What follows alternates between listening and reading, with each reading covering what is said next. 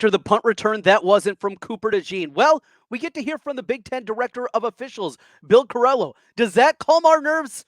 Absolutely not. Today, Locked On Hawkeyes. You are Locked On Hawkeyes, your daily podcast on the Iowa Hawkeyes. Part of the Locked On Podcast Network, your team every day.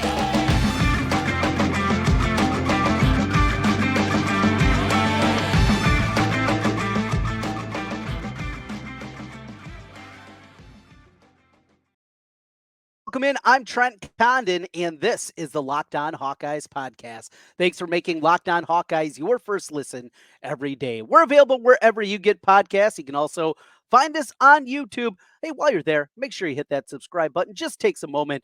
It helps us get in front of more Hawkeye fans. This episode is brought to you by FanDuel Sportsbook, official sportsbook of Locked On. Make every moment more. Right now, new customers can bet $5 and get $200 in bonus bets guaranteed. Visit FanDuel.com/LockedOn to get started. Well, we heard earlier this week through Chad Leistikow of the Des Moines Register from the Director of Officiating for the Big Ten, Bill Carollo, and, well, the punt return taken off the board from Cooper DeJean shed some light on certainly some of the questions that we had. First, was it a reviewable play? Reading through the rule book, I did not believe it was black and white. He said that it was. But there was a couple aspects to this. And, the disappointing part looking back, we're not going to be able to get over this. It's going to be incredibly frustrating. This team was on their way to a 7-1 record. And yes, all the warts with it, and certainly the offense, and something we're going to talk about plenty today, is still a big piece of this conversation. But, that's a frustrating aspect of this, is you had the game won. And for those 5 minutes where inside the stadium, I will tell you, we thought all they were looking at was to see if he stepped out of bounds. They showed the replay up on the video boards, and you can see very clearly, no, he didn't step out of bounds. And so we're just waiting and waiting and waiting before finally it comes down, and this cockamamie rule, a rule that not many people knew about and knew certainly that it was something that was reviewable.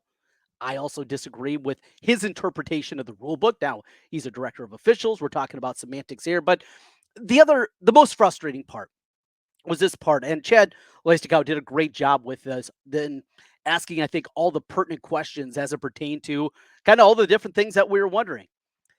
Was this, because you take a look at it and you see exactly how it could be interpreted. As Cooper DeJean is pointing at the football with his right arm, and as he's pointing at the football and he's running back towards his left arm is moving. Now, it's impossible to run at the speed that Cooper DeJean does, pointing in one direction, and not have your arm have some kind of movement. He's not a robot. His arm's going to move.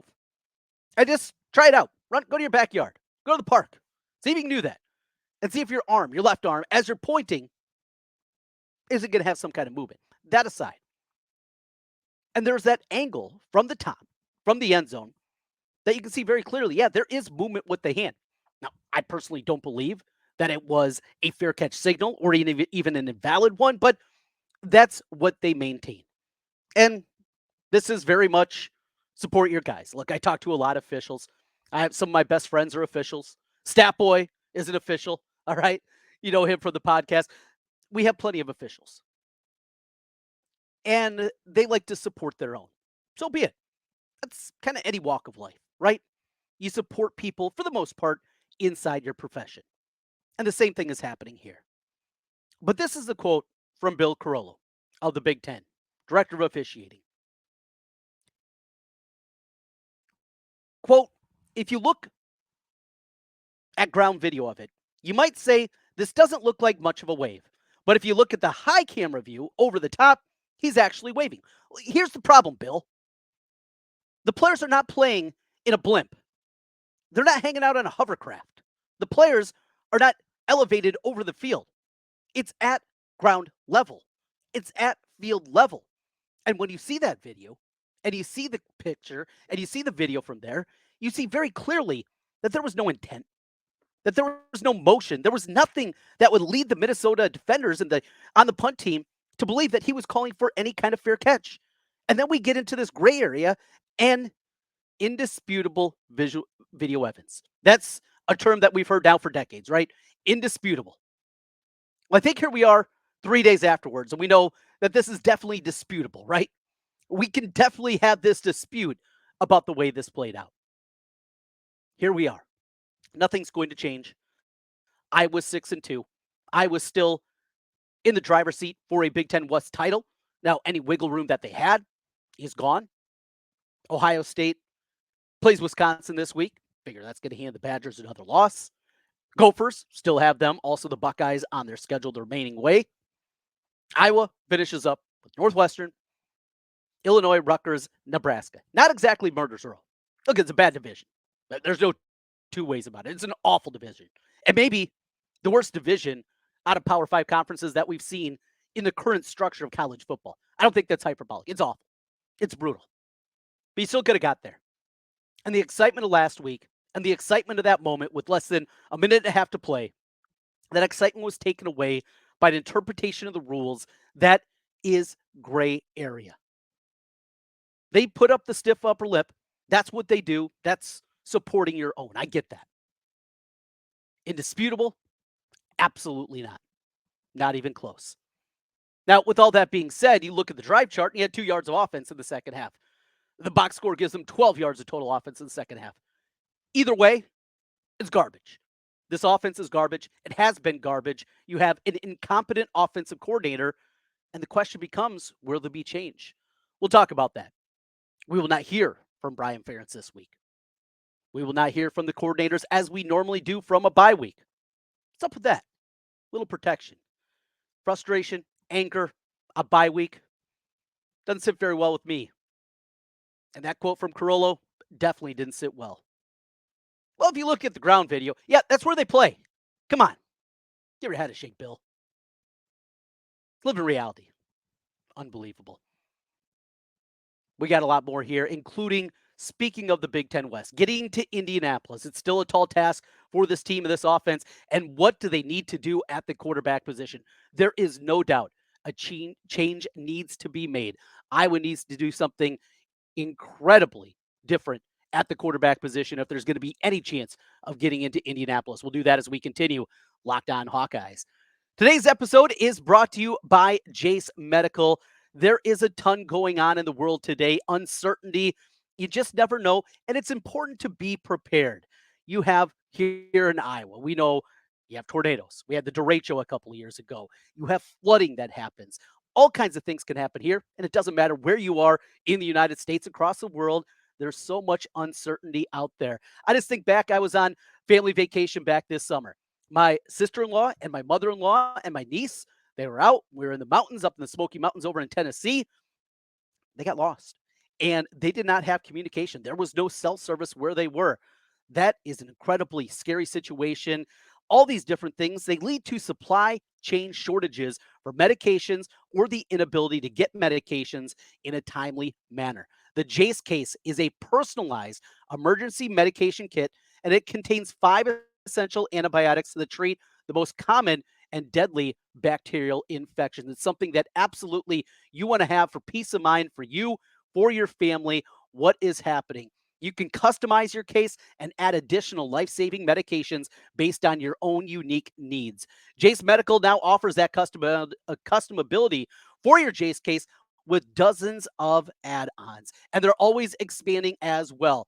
And maybe not just for you. How about a family member, somebody that's important to you? You can buy a gift card for a family member or your loved one so they can get a Jase case of their own. What you want to do is go to jasemedical.com and enter code LOCKEDON at checkout for a $20 discount on your order. Again, that's promo code LOCKEDON at jasemedical.com. Jase, Jase, medical.com with the promo code Locked On. Today's episode is also brought to you by FanDuel and the FanDuel Sportsbook. Look, it is a great time of year to get involved. Such a busy time. We got the NBA starting up, NFL, college football going, NHL. The World Series is now set.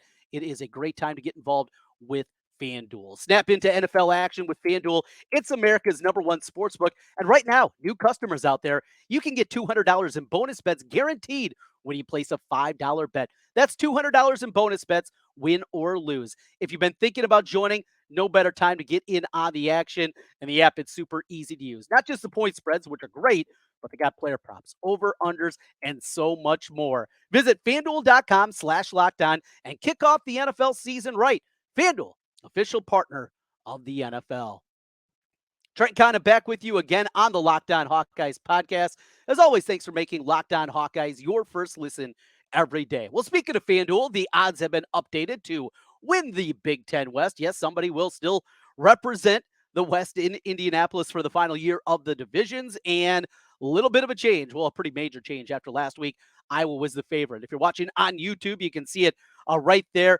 Badgers now the betting favorite, plus 125. That means bet $100, win 125 if the Badgers represent the West in Indianapolis. The Hawkeyes still the second choice at plus 140. Iowa does have the tiebreaker currently over the Badgers. Tied for third, Minnesota and Nebraska, both plus 650 to punch their ticket to Indianapolis, and then you get into the long shots. Northwestern, there they are, 300 to 1. Illinois and Purdue, both 500 to 1. So, yeah, you can really argue it's probably a 4-team race, and maybe even less than that. These teams will all play each other going forward. Minnesota, Wisconsin at the end of the year, Iowa, Nebraska at the end of the season. We still have to see those matchups that are going to play out. So still a lot to be figured out there. So how does Iowa get there? How does the Hawkeyes get to that point to get this offense competent? Again, they will be a favorite against Northwestern and Wrigley Field. And looking forward to that. If you're heading to Wrigley, again, we'll be at Merkel's doing a live podcast on Friday. Myself and LaShawn Daniels, former Hawkeye running back, about 2 o'clock is when we plan to get started with that one. Also a Saturday morning one. If you're in a little bit earlier, I'll do my radio show on Friday from Merkel's from 11 to 1. Merkel's, the Hawkeye Bar of Wrigleyville. Should be a great time there, and really looking forward to that. So we have that going on. But they're going to be a favorite, probably 9-10 point favorite, something like that against Northwestern. Against Rutgers at home, I will be a favorite. They'll be a favorite against Illinois, and then you wrap it up against Nebraska. Right now, some of the power rating systems and some of the projections have this about a 1-point spread where Nebraska is the slight favorite in the game. But to get to that point, to get to 4-0, even a 3-1, and probably still get to Indianapolis, look, this offense just has to be a whole lot different. And God love Deacon Hill. He's not the guy. I mean, statistically, the profile is as bad as anything that we've ever seen in high-level college football. Try to think of a quarterback that has put together numbers like this, a completion percentage under 40%. I mean, it's impossible to do. It's impossible to come up with anything that is anything close to this. And thinking back to some of the putrid offenses of the past, there's just nothing like it. 37 of 98, completing 37.8% of his passes. At this point, 2 touchdowns, 3 interceptions, 5 fumbles, 3 of them lost on the year. A week ago, Kirk was smirking, doing his thing, acting like he knows more than everybody, and he's got it all figured out because he's the king. Well, he said, I don't know the stats, but I know one stat. He didn't turn it over. In the Wisconsin game, he nearly turned it over twice. He had a interception by a defensive lineman that was knocked out of his hands by Mason Richmond on a great play. Another, as they're trying to salt away the game, Deacon Hill also fumbled that away. It's not to kill Deacon Hill. It's to kill Kirk's son, Brian Ferentz, for putting him out there, for having this be your idea of a backup quarterback, for being in this perpetuity of just awful quarterback play for a half decade now. That's where it is. That's where the problem lies. And since Ken O'Keefe retired, this thing has gone absolutely putrid. Over the last 2 years, the quarterback play has been nothing short of brutal. There's nothing in the country close to this. And not only at the power structure, across the board, there is nothing that you can point to that is as bad as what I was seeing at the quarterback position over the last 2 years. It's just unthinkable to be at this point. And to say we evaluate a practice and we see these things, okay, so be it. You know, there's certain guys that are gamers, right? There's certain guys that don't practice real well, but they step up. Well, maybe there's the other side too. There's people that practice really well, but when the game actually happens, they can't do it. And that very well could be Deacon Hill. And if that's the case, you have to move on. Look, Joe Labus is likely transferring. And if you're Joe Labus, you do the exact same thing. Same thing with Deuce Hogan and Alex Padilla and Carson May and back. And we can go back and talk about this for a long time. Of course they're going to transfer. Of course they're going to move on. Look, you can't get a snap in this offense with this quarterback play and you can't get an opportunity, why wouldn't you transfer? And if he's got one foot out the door, so be it. But you're still here to win football games. You're still here because we as fans, that we are out there supporting this team. You owe it to us. Not me, media member, me, fan. You, fan. They owe it to us to try and to not try. And that was the frustrating part of last year. Brian had the quote, what's the upside? Well, the upside is it could be better than what it is right now, which is the worst offense in the country. That's the upside. And the same thing here. Deacon isn't working. It's not working. You have to try. And if it's not Joe Labus, then make it the freshman, Marco Lionez. If Lionez is not ready or you don't think that he can compete, well, you just recruited him. That goes back to you again as the coaching staff. You evaluated this guy. You thought that he was a guy that could win in the Big Ten. And it's too early. He's just a freshman. Come on. Football is so different. We see freshmen across the country come in and are able to figure it out. Why can't they figure out this scheme? The scheme that is awful. Speaking of scheme, here's something from Scott Docterman of The Athletic. He just had the screenshot up today of a play in the Iowa-Minnesota game. Again, YouTube viewers, you can see this talking about a play. So Iowa running out of a shotgun set. Two receivers on each side. Have it blocked decently well up front. Even with that, there's still two unblocked guys because all game long, Minnesota sending the safeties. They have 8-9 guys in the box every single time. A reason that obviously Iowa can't run the football. You don't have enough blockers. It's incredibly difficult to get anything going. But you look on the near side of the field.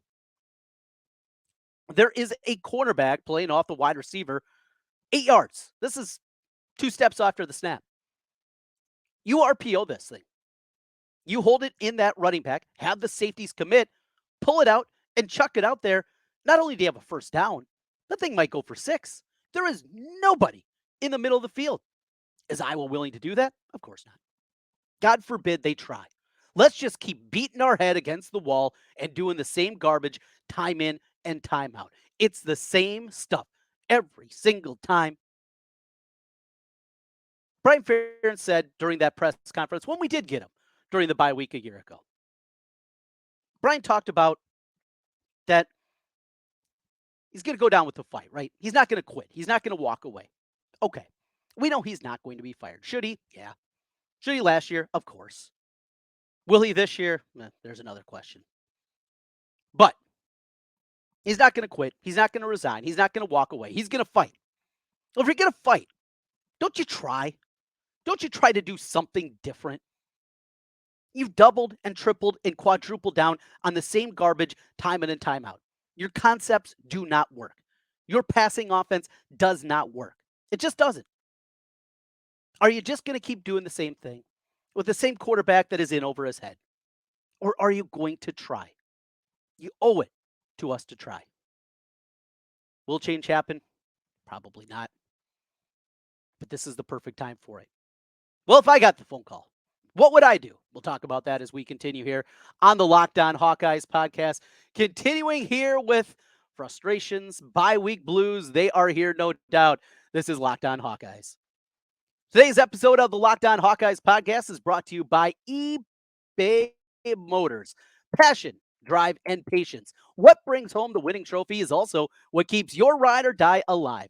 eBay Motors has everything you need to maintain your vehicle and level it up to peak performance. From superchargers, roof racks, exhaust kits, LED headlights, and more. Whether you're into speed, power, or style, eBay Motors has got you covered. With over 122 million parts for your number one ride or die, you'll always find exactly what you're looking for. And with eBay Guaranteed Fit, your part is guaranteed to fit your ride every time or your money back. Because with eBay Motors, you're burning rubber, not cash. With all the parts you need at the prices you want, it's easy to turn your car into the MVP and bring home that win. Keep your ride or die alive with ebaymotors.com. Eligible items only, exclusions apply.